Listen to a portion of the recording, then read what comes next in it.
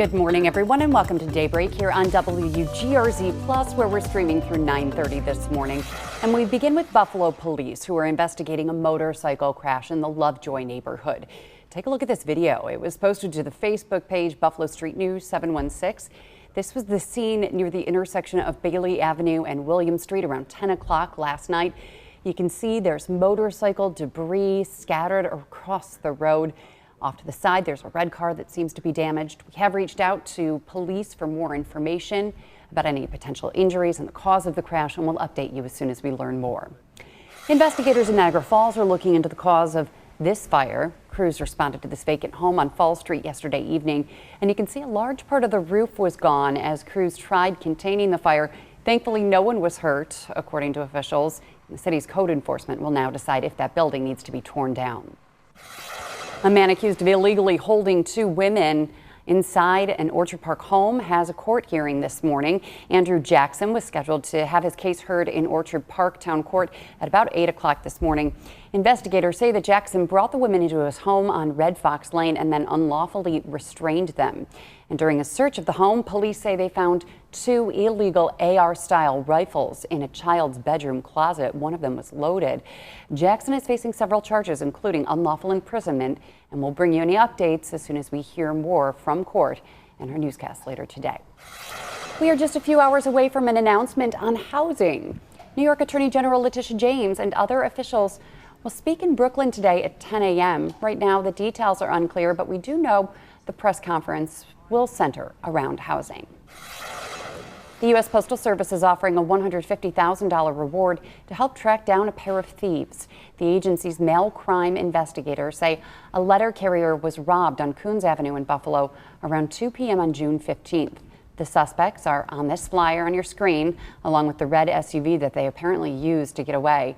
If you have any information, you're asked to call the number on your screen now. That number, 1-877-876-2455. You can also use that to give an anonymous tip. In education news this morning, the Buffalo Board of Education now has to replace one of its own. Cindy McKeachin is stepping down effective immediately after serving 3 years as the North District board member. She says that there is a lack of transparency and accountability from leadership, and that leadership has created a, quote, culture of punishment. In her resignation letter, McKeachin says that board leadership pretends that everything is great when they know it's not, and avoids difficult conversations that might make them look bad. She also says that there's been ongoing retaliation and interference in day-to-day activities within the school district, calling it a toxic environment that makes people afraid to speak out about certain issues. McKeachin ultimately says that last week's chaotic board meeting was the final straw, adding that the board is not operating in a way that best serves students and families. Now, Buffalo Public Schools Superintendent Dr. Pascal Mubenga tells Two on Your Side that he wants to personally thank McKeachin for the trust she placed in him. He acknowledges that McKeachin was part of the team that brought him to Buffalo. The superintendent says that her leadership helped to strengthen the district and public education. He did not, however, address any of her claims. A Buffalo charter school has wrapped up its final day of classes before shutting its doors for good. Primary Hall Prep School will officially cease operations on June 30th. School leaders say declining enrollment led to the decision. The district is now working with the state education department to help students find other educational options for the upcoming school year. Governor Kathy Hochul is pushing back against a lawsuit filed by the U.S. Department of Justice that names her and several other state officials. It's over a recently signed law that limits the use of masks by federal officers, as well as some cooperative agreements between federal and local agencies. The DOJ argues the law is unconstitutional and interferes with federal law enforcement operations. Hochul says local law enforcement will still cooperate with federal agencies when criminal activity is involved. Dangerous criminals should be and must be apprehended. Violent offenders should be prosecuted. Law enforcement agencies at every level should continue coordinating on legitimate, serious criminal matters. But as I said, local taxpayers should not be paying local officers to do the federal job. And the governor says the measure is aimed at increasing accountability and also transparency. Some of the new rules for law enforcement officers were scheduled to take effect tomorrow. Well, a trip down memory lane is paying off for some of America's most iconic brands. Classic childhood favorites are making a comeback as shoppers look for comfort and things they're familiar with. NBC's Christine Romans explains. It's a trip back in time. Capri Sun. Respect the pouch. Kool-Aid. Oh, yeah. And Hot Wheels Race to the finish. are all having a moment. I will be a Lunchables fan forever for the rest of my life. This is how you make the best Kool-Aid. Yes, your childhood favorites are hot again. So hot, so cool. New data from market research company Morning Consult found the brands gaining the most trust this year are largely nostalgic favorites. It goes down good. Topped by the newly relaunched Mr. Pibb. Hey, yo, Mr. Pibb. It's the perfect amount of fizz, the perfect amount of cherry. Leading the trend, millennials and boomers. I think there's a story there of millennials becoming parents and they're looking back to the brands that they knew as kids and returning to them with their own children. Also making big gains, Lunchables, Gap, and PetSmart. Meanwhile, Morning Consult says AI and tech companies face a big trust deficit. There's economic uncertainty. We're seeing consumer confidence go down. There's the specter of AI. It's leading consumers to essentially anchor and go back to the brands that they know and rely on. Brands like Capri Sun, which returned to growth in 2025. The poke and squeeze is a part of the brand DNA and something that will stay a part of the DNA for so many years to come. Capri Sun has been around for generations, but shows up just as well in today's modern world.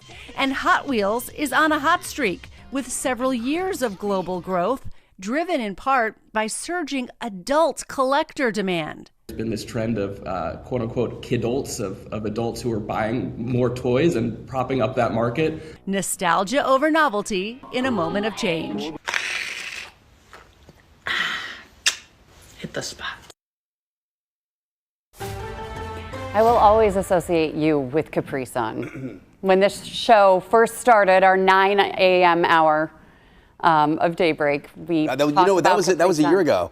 I think it was about a year. It was last June, wasn't it? It was whenever we first started, just the 9 to 9:30. Yeah. Then we, expanded from 7 to 9:30. So I think But we talked about Capri Suns because initially the box with the straw was one thing. Right, just with the little a normal gray seal, drink box or juice box. But then you got the pouch. And I'm sorry, you have to manipulate the thing to get the right angle and the pointy side of the straw to break the seal. Don't and get use in the there. wrong side of the straw. Yeah. Right. I mean, who knew that Capri... Life lesson. Who knew that Capri Suns needed an instruction manual for Patrick? Well, it looks so... and in the commercial, they just go from a distance, boop, as if it's no big deal. We get right up close and we're just let's... Yeah. So then we did it on air and Patrick tried it with the straw and it went everywhere. Then Capri Sun found out about it because this video of Patrick being a mess went viral.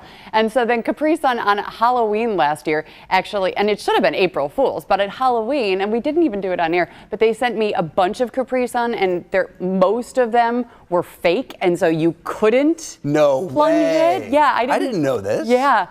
It would have been better for April Fool's, but it was a Halloween spooky or haunted. And then you just could not. Yeah. And then you just took scissors to it and said, the heck with it.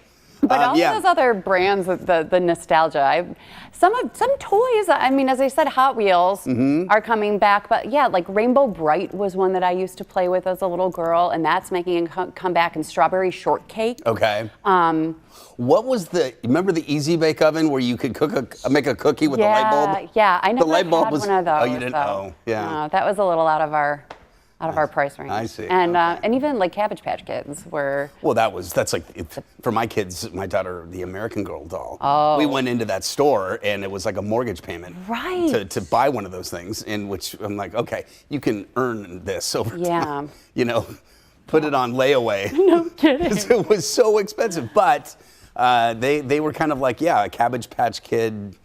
Yep. Part 2. Yeah, for sure. Oh, what other? Yeah, no other. I can't think of any toys In my your youth. generation? Yeah. Like, I did nostalgic video games kind of make a comeback, like the old Pac-Man and Asteroids and Defender. I think but they like did. G.I. Joes, those were making Yeah. a comeback also. Okay. I mean, Barbies have always been Right. around. Well, then the movie, of course, it kind of brought that back. Yeah. Right? Yeah. But I love when we were talking to Lance earlier, because you know Mr. Pibb. I don't know it, and Lance didn't know it either, so maybe Right. it just wasn't really big You were around right on the here. cusp, Okay. you know. Yeah. Because it kind of faded. Do you know about RC Cola, though? He brought that up. RC Cola, and it's It got stands for Royal Crown. and it's a very different flavor than regular I Coke. think like It's really Wegmans or sweet. Tops brand might be kind of a version of RC Right. Cola. But yes, very, very sweet. It's an acquired taste, 100%. Do you remember Orangina? No. Do you remember that? It came in like a little You're clear bringing up all of these like citrus drinks. I know. Because you brought up what Fanta or something? Well, I know that was the thing. Starburst Crush. Remember Right, but Crush? oh yeah, Crush is great. Oh, But what- Tang. We were talking about Tang. Oh, okay. Tang was No, you brought something else up. It wasn't Tang. Fresca. Fresca. Yes. Okay, yeah, I don't know Fresca. That was that was a 70s drink, 100%. And you can go to any store and buy. It's not like they have a ton of it at a store. Because there's not no a one huge wants market. sugar anymore. I know. And that's the other thing about this story that we were airing. Yeah. Everything that was coming back has tons of sugar. Right. And I just am so shocked that they're making a comeback. Everything's sugar-free now. Yeah.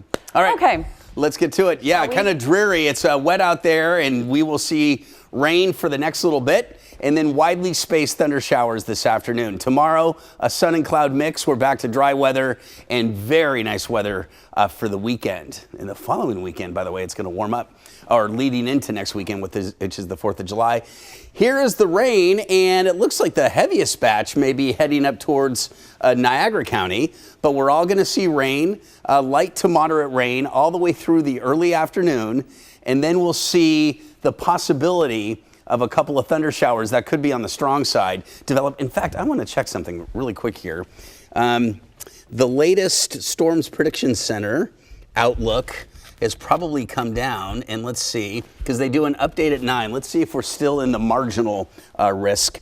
There was a thought we might be upgraded to slight. Nope, still marginal, but it looks like the area kind of expanded a bit. So there is a threat of strong to severe storms through much of central and western New York. My hunch is that most of it will be eastern Erie County, Cattaraugus County, and then points east with a few severe storms, strong winds, downpours. And I've said this a couple times, there is not a non-zero threat of a tornado. There is a small threat of a small little spin up that can occur. We've had, 3 of them this season, and maybe another one could form today if everything comes together just right. There's the rain, but notice any severe weather would occur later on with some of these isolated storms that develop this afternoon. And then as an actual cold front comes through, there's another chance tonight.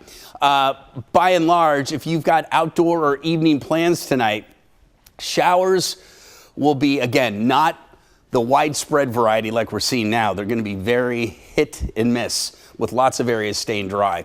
And that'll lead us into a drier weather pattern for Friday. Okay, here's 1:30. Showers still coming through. There's Buffalo. Notice a couple of showers, 6:30, but they shoot off to the east very quickly, leaving us with a pleasant evening for most. Okay, high temperatures today in the low 70s, but much of the day will be spent in the 60s with a chance of showers. It's not a chance. It's a chance of thunderstorms. Rain is a certainty.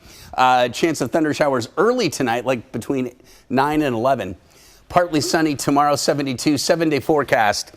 Dry weather through Sunday. Well, dry weather actually through the middle of next week. Next chance of thunderstorms would come next Wednesday as heat does build mid to upper 80s through the middle of next week, Melissa. Kids are starting camps next week. Yeah, now that school maybe is it's good wrapping up. timing. Yeah, Elliot's in a baseball camp, and these kids are going to be so hot, like the timing of it, with all these kids in outside camps. The end of June. It's Start great. of July. Yeah, July 1st is. They'll be fine. Hose them down. Hose them down. This is fine. This is what you expect in the summertime. I love it. Yeah. All right. Patrick, thank you. Coming up after the break, we will talk with Nick Mendola, who's the NBC Sports soccer writer, about the World Cup fever right now. And we'll also talk about what fans are interested in. Stay with us. Welcome back. From aggressively reshaping the roster to making sure a breakout player stays in Buffalo for years to come, the Sabres have been busy ahead of the NHL draft. 21-year-old right winger Zach Benson has signed a 7-year contract extension worth an average of $7.5 million per season. The deal keeps Buffalo's 2023 first-round pick with the Sabres throughout the 2032-33 season. Benson is coming off a big year and now becomes a key piece of the team's long-term core. And the Sabres made another major move involving a key forward. He's not staying, though. Alex Tuch is leaving. He's been traded to the Washington Capitals in a sign-and-trade deal. In return, Buffalo will receive forward David Kampf and a third-round pick in next year's draft. The move comes after defenseman Michael Kesselring was sent to the San Jose Sharks, and then Bo Byram and Jordan Greenway were dealt to Chicago in a separate blockbuster that gives the Sabres the 4th overall draft pick, plus a second-round pick and defenseman Louis Crevier. So here's what Jarmo Kekalainen has to say about all of these changes. We have a lot of good players on our lineup, and if you look at all the number of players that we have that played really well this year in the NHL, it's almost looks like I don't know where we're going to fit them all. There's a 23-man roster. We have a very positive problem of we don't know where to put every player. So we have a good plan on how to replace Alex Tuch, but we're going to look at every option, whether it's free agency or trade, but we also have a lot of internal options for the role of getting a little bit more ice time, a little bit more responsibility, more offensive ice time, all those things. So I think we're in really good shape. And the Sabres GM noted that the team wanted to re-sign Bo Byram, but he didn't want to stay in Buffalo long term. So he had to make sure that they got something back in return. Now, I can't pretend that I know a lot about these trade deals and whatnot, but I'm just really shocked that Tuch and Byram didn't want to stay. No, I understand that Byram didn't want to stay because he was never going to be the #1 defenseman. Oh, that's okay. Dahlin. That's Dahlin. And he's like, if he wants, and understandably, I want to be a #1 and earn that kind of money. Okay, so, that makes sense. Right. And with Tuch, it's like he had the opportunity to make a certain amount of money that the Sabres said, we just can't pay you. So, yeah, a part of you thinks, is an extra $1 million worth leaving a town and a place that you love? But you and what think about other family. players? I don't know if it's anything like the NFL, but with other players restructuring their contracts, so there is money to keep Tuch here. Is that a thing in the NHL? Yeah, I don't know. I just don't know. I don't know.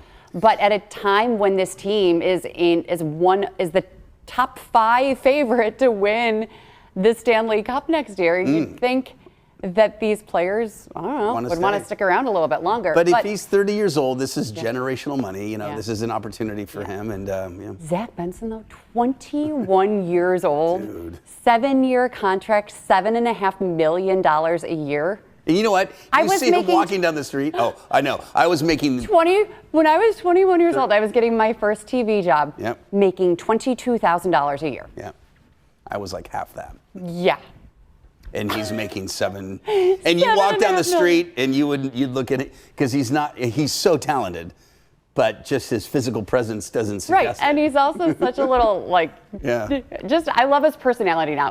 Throughout the playoffs and the end of the season, he came out with this scrappy personality, and he's and kind of bullying people twice his size. They call him the Rat, and I just love that. So I'm really, really glad that he's staying around. He's kind of like a fun player to root for, and somebody that I really just didn't know about until toward the end of this season. But then also, so was Tuch. He had that press conference at a children's hospital, kind of dedicated. He had sisters, and and he gave some money because that's where his child was in the NICU. Yeah, and how important this community is to him and his wife and his children. So, good for him, though. Good for him. And maybe he knew it was a parting gift. Yeah. And it was at that time that he was in negotiations. Or because of his performance against Montreal, do you think that had anything to do with it? Because he did really well against the Bruins. He had a good year, but he kind of went silent against Montreal. I don't know. All right, we will talk World Cup right after the break. Stay with us. Welcome back, 9:23. Okay, the U.S. has already qualified for the knockout round. So tonight, as they face Turkey, they've got some options when it comes to the lineup. Either sit your top players, let them rest, avoid injury, or keep the same lineup, keep the momentum going, keep them fresh. And I spoke with NBC Sports reporter Nick Mendola, who is also the co-founder of FC Buffalo. And he says the bigger story is really how the team is starting to come together. What are you seeing with the interest and the fandom here in Western New York up until this point? Yeah, it's since I was a kid, it's been the sport of the future. And then it was a little bit of like, hey, it's still got a ways to go, but it just feels here right now. And I'm not saying that like I'm trying to tell people to like soccer. That's the point. I don't have to anymore. You know, we show up at our games for FC Buffalo, and in the stands, it's people wearing USA jerseys or Netherlands jerseys too, because they want to show off, yes, I'm at a soccer game and I know what's going on around the world right now. It just feels here. And there's still room to grow, of course, but we don't have to be convincing people anymore about what it means. People know, you know, Buffalo's has always been in the, you know, the rankings for NBC and how many people are watching the Premier League and when a big game happens, and there's just no debating it anymore, and it's more about how casual or diehard of a fan you are. And those are fun discussions to have. How has it been for you to cover the sport that you have loved so much your entire life on this, you know, for a national audience? I mean, I don't even need to go that far. Just I didn't know if I'd ever go to a World Cup, right? I mean, because you need it to be in the summer and you need off of work. So it was kind of the crown jewel off in the distance on my bucket list. So to go there and to be in the stands and to be in the media room and be around these players who, you know, you don't normally get to be around because most of them play in Europe or in these big leagues overseas. I mean, honestly, it is a dream come true. And I didn't really think about that till right now. So I'm glad you asked that question. But it's a sport I love. It's a sport I've traveled to watch the U.S. play in Columbus and in New Jersey, just in random games and bundled up like it's a Bills game in the winter. And, you know, to be at the World Cup, it's something I never thought would happen. I mean, you would think about how cool would that be, but you never put yourself in that building. So, yeah, just great. Yeah. And again, for our background, where did you graduate from high school? What year? Sure. I went to Ken Voorhees High School. I graduated in 2000. I didn't play soccer till high school. So I always tell people, like, I am the story. Like, I'm an example of the story to convince people that they can come to the game late. Because my first dream, my mom always tells me, you know, the first song I sang was the Canadian national anthem. I put on skates when I was 4. I was the hockey player who played soccer in high school on the team, you know, just to stay in shape, and fell in love with it. And so, like, there's always room for people to find our sport. And there's a reason that 8 billion people in the world consider themselves football/soccer fans. Yeah.